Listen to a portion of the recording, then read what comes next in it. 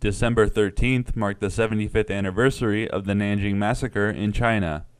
On December 13th, 1937, Nanjing, the then capital of China, was captured by Japanese troops who for 6 weeks terrorized the civilians there. Reports documented widespread rape and indiscriminate killing that went on there, with some estimates saying that the death toll rose to over 250,000 people. Zhao Zihong has collected news printings and photographs from the time of the event and spoke with us of the history.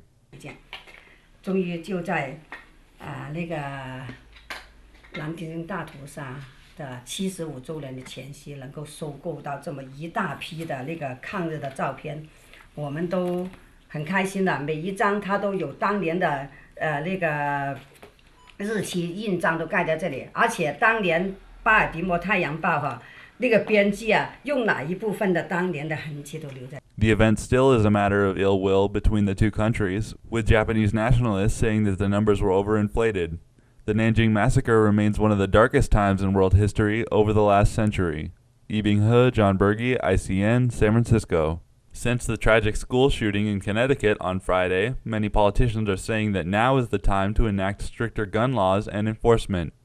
New York Mayor Michael Bloomberg and dozens of shooting survivors and victims' relatives are calling on Congress and President Obama to act now and do something before more are hurt. The mayor is appearing at City Hall today to gather support and to tell the stories of those hurt by gun violence around the country. Bloomberg is a longtime advocate for tougher national gun regulations. With Friday's massacre at Sandy Brook Elementary, Mayor Bloomberg is leading a re-energized push for gun control, saying the issue demands immediate national action. Yibing He, John Berge, ICN, San Francisco. China has issued new regulations that will give foreigners with green cards almost all of the same rights and benefits as Chinese nationals. Foreigners who have obtained permanent residency are now entitled to the same pension, education, and property rights as Chinese citizens.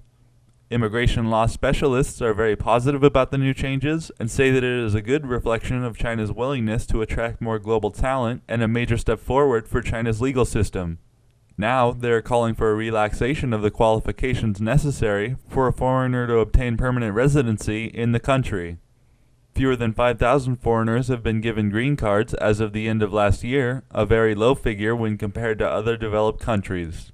Yibing He, John Berge, ICN, San Francisco. The Academy of Art University in San Francisco has been the target of some criticism in the last few years, but few can deny the major impact that the school has had on the economy of the city.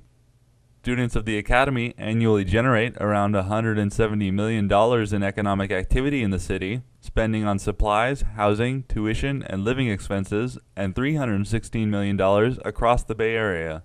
The Academy of Art has almost tripled in size in the last decade, currently having more than 18,200 students and owning more than 40 properties throughout San Francisco.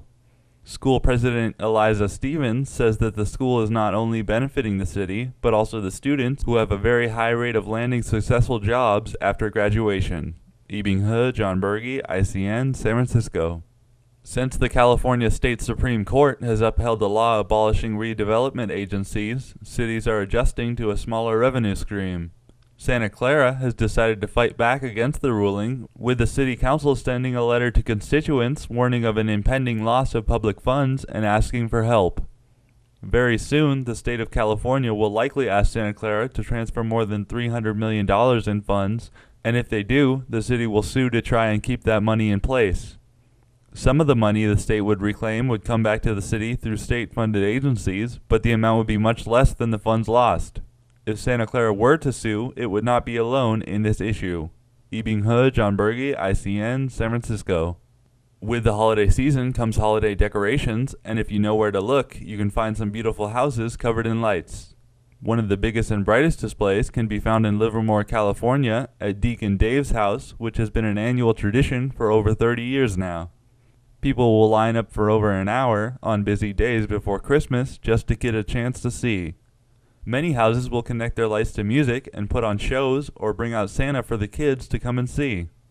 To look up good houses in your area, you can go to CaliforniaChristmasLights.com, which will give you a map of the houses sorted by city and rated for quality. Yibing He, John Berge, ICN, San Francisco. A Turkish Earth observation satellite was successfully launched into space from northwest China early Wednesday morning, as the last of this year's space launches. The GK2 satellite was launched at 12:13 a.m. in northwest China's Gobi Desert by a Long March 2D carrier rocket. This is the 174th flight of the Long March series of carrier rockets. The launch was facilitated by the China Great Wall Industry Corporation under the China Aerospace Science and Technology Corporation. China successfully held 19 launches this year, including the country's first manned space docking in June. Next year, the country has planned another manned space docking and the launching of a lunar probe. Yibing He, John Berge, ICN, San Francisco. The Federal Trade Commission on Wednesday announced new rules for internet websites and applications aimed at protecting the privacy of children. The new rules would require businesses to obtain parental consent before collecting photos, videos, or location information from children under the age of 13.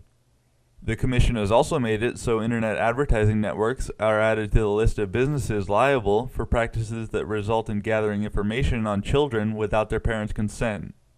These companies have argued that the rules would impose unreasonable and disruptive requirements. Regulators and members of Congress say the rules are a necessary update to 1998's Children's Online Privacy Protection Act and reflect the current way we access the internet as a society. Yibing He, John Berge, ICN, San Francisco. San Jose City College was on lockdown Tuesday night following reports of a gunman on campus. Classes were canceled and some students and faculty were stuck in the buildings for 2 hours or more as police officers searched room by room for the gunman. No gunman was found and no one was reported hurt or injured. Classes resumed on the regular schedule today. The police were called at around 4:30 p.m., warning of a black male carrying a gun in the Technology Center on the northwest side of campus. Neither the gunman was found nor the person who reported the incident.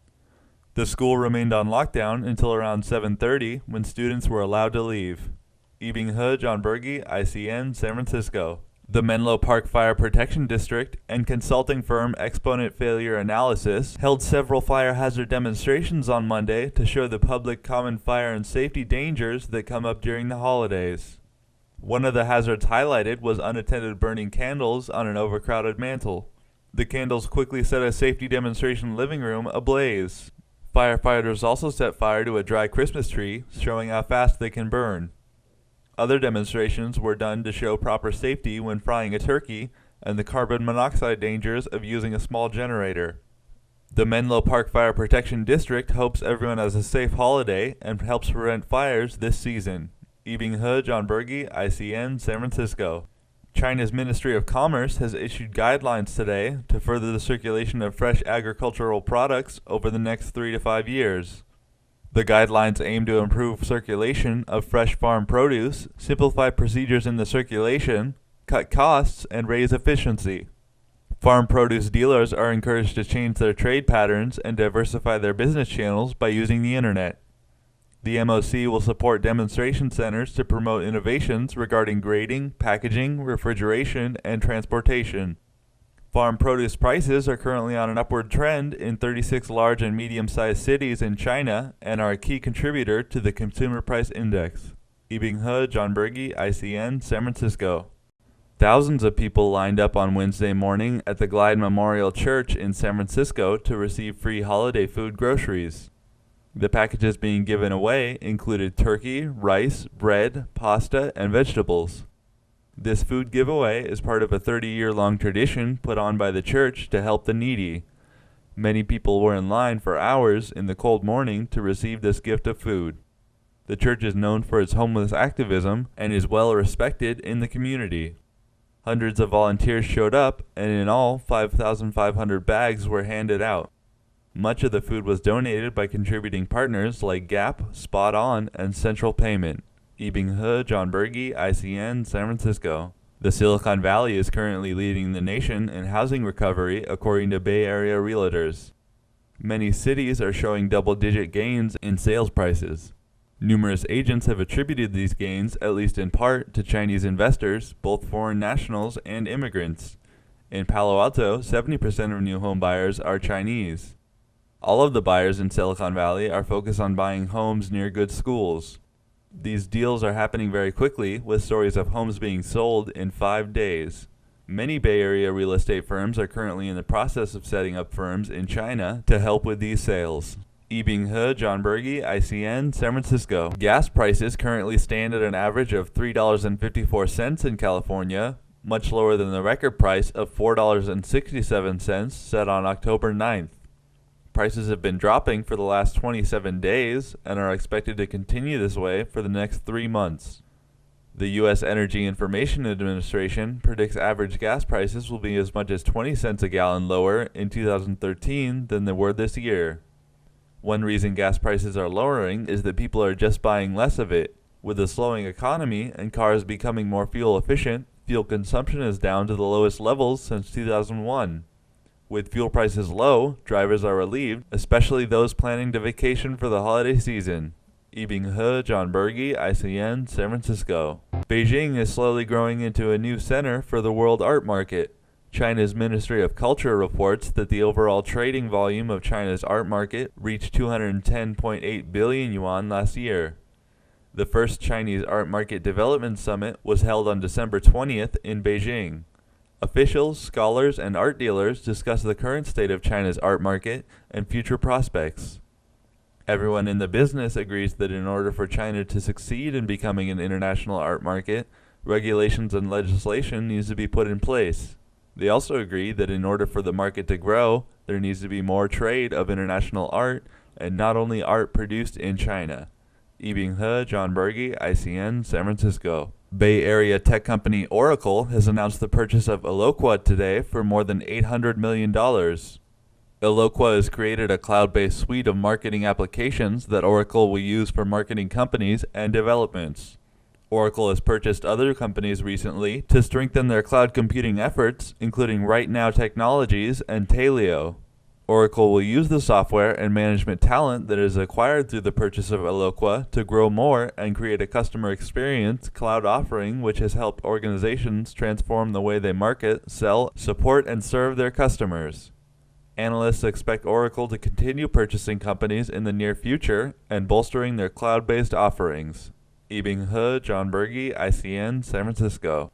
Ticket sales began today for the world's longest high-speed rail line in China. The railway line between Beijing and Guangzhou will allow passengers to travel 2,300 kilometers in 8 to 10 hours.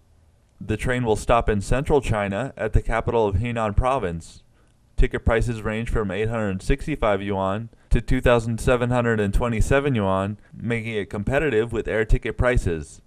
The railway line will begin service on December 26th of this year. To compete with the train, many airlines are considering higher discounts on tickets. Some airlines have responded by canceling flights to cities near where the trains will be stopping. Yibing He, John Berge, ICN, San Francisco. CU has just opened up in Foster City near the San Francisco airport. The combination cafe, club, and restaurant features a large open area with indoor and outdoor tables for eating and socializing. CU is open from 6:30 a.m. to 10 p.m. every day of the week, so you can either come in the morning and pick up some coffee or come in at night for dinner and drinks.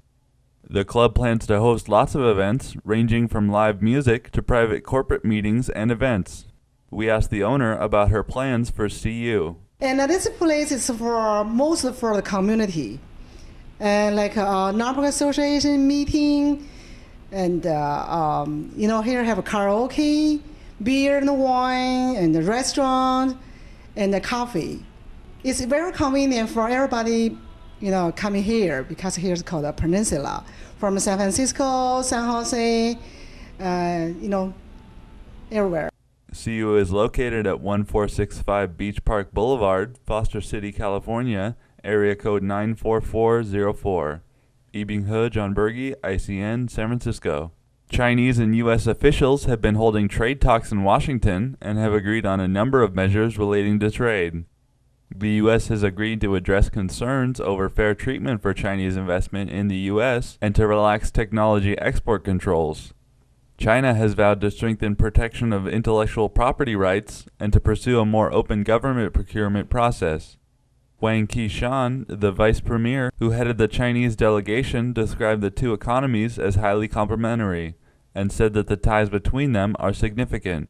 Acting U.S. Secretary of Commerce Rebecca Blank agreed that relations have never been more important, especially after November's leadership transition.